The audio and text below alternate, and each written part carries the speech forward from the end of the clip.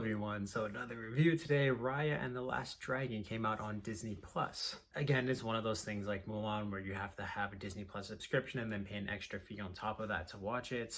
Here in Canada, it was a $35 fee, but I was able to watch it, so this is my review for it, and let me get into reviewing. As I said, a little just going crazy, reviewing Raya and the Last Dragon.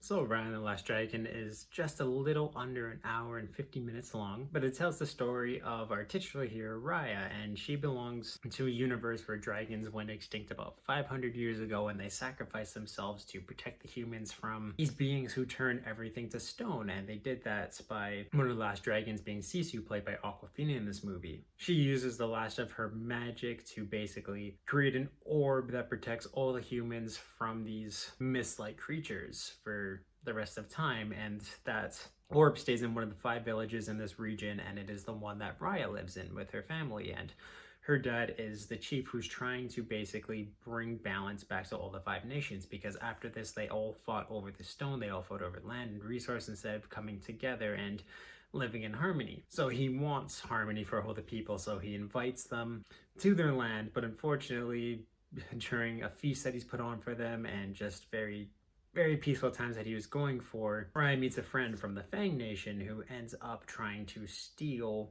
this orb for her people. All a war breaks out in the temple where it's being cured or where it's being stored, and in a scuffle the gem ends up being dropped on the ground, breaks, which allows all these creatures to come back and start turning a bunch of people into stone.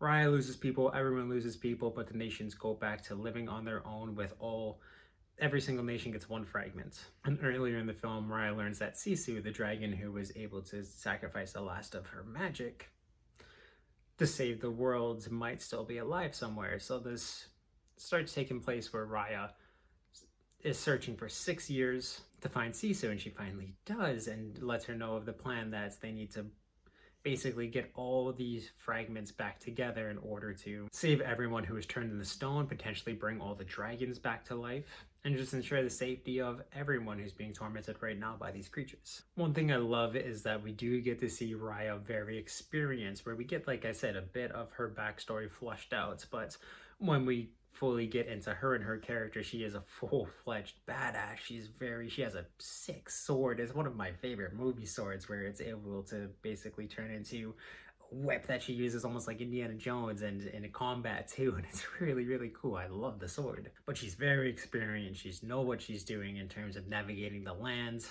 in terms of combat, in terms of how to deal with people and trust and all these things. And it was really cool too to see Sisu, someone who's so caring, navigate her way through a world that's just full of really bad people, full of people using one another, and it fleshed out their characters very good, where it's not black and white issue where you do have to care for people, because that's the only way that you're going to solve things. You can't expect people to care when you're not going to, and kind of all these things. And I did really like their relationship together. They had a really good chemistry on screen, and so all the action fights in this movie and all the dragon stuff too is very cool. And it's all bolstered by a soundtrack which is very unique and very awesome. It just bolsters everything, and it was fantastic. And some of my favorite animation that I've seen in a long time, there's soup that looks like it was literally just a photo was put into the movie because of how realistic it was. And it's just, yeah, it was so pretty seeing all the grass, all the colors. There's really slick fights that were all animated and filmed, directed very well, and yeah, just fantastic in all those regards. And again, like, I can't stress this enough, a soundtrack that is absolutely fantastic. We do get to see too a lot how all the other tribes and people live, and how they were all affected by these beings turning their people into stone, and who they all lost. And all those characters are really fantastic, except for one, which I'll get into a little later, that I know that a lot of people are going to nitpick about. But by the end of this movie, we get to see characters who are villains realize their intentions and just have a lot of growth. Raya has a lot of growth, and she gets to see the error in her ways, even though she's trying to save everyone, how she's ended up hurting people, and the mistakes that she's made along the way, just in terms of her hate and her distrust for people. And it was a very good story, all about unity and uniting people and fighting together against a common cause and living in peace. And like I said, her father in the beginning of the movie, it does him a lot of justice, and it was just a very well thought out film that's extremely well paced, extremely well written, really good characters all around that you really learn to care for in terms of all the main characters. And like, you want them to succeed, you want to learn about them, and you do get to. And like I said, just characters that I ended up loving by the end of the movie, which are just very smartly written, and yeah, just fantastic job on that regard. So the two things that I, of course, nitpicked a little bit about, and I know a lot of people might take it a little out of proportion, is there is 4 characters in this movie that I know a lot of people are gonna, for me it felt out of place, but by the end of the movie I did kind of love these 4 characters. I cared about them. It was super goofy, it felt out of place, but there's a baby and 3 monkeys who are fighting with them, and yeah, it felt weird.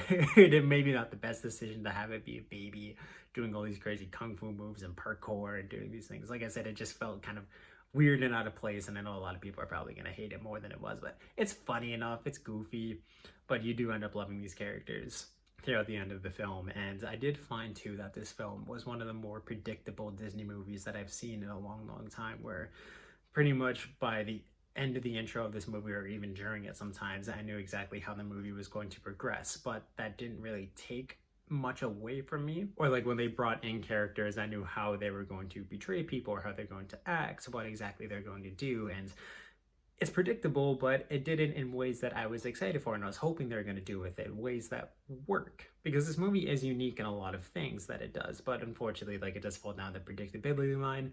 Nothing that spoils the film for me or makes it just not enjoyable to watch. But like I said, I enjoyed the choices that they made in it, even though they were predictable in a sense. They were still fun. But by the end of this this is one of my favorite Disney movies. I do have to say, I love Raya as a character. She's going to be up there as some of my favorite characters too. And a lot of static characters who just, they all learn that even though their ways, all of them have a lot of merits based off of their situation. There's a lot of learning for them to do, and they do get to do that and come full circle, and it was fantastic. Just really, really good, well-written characters.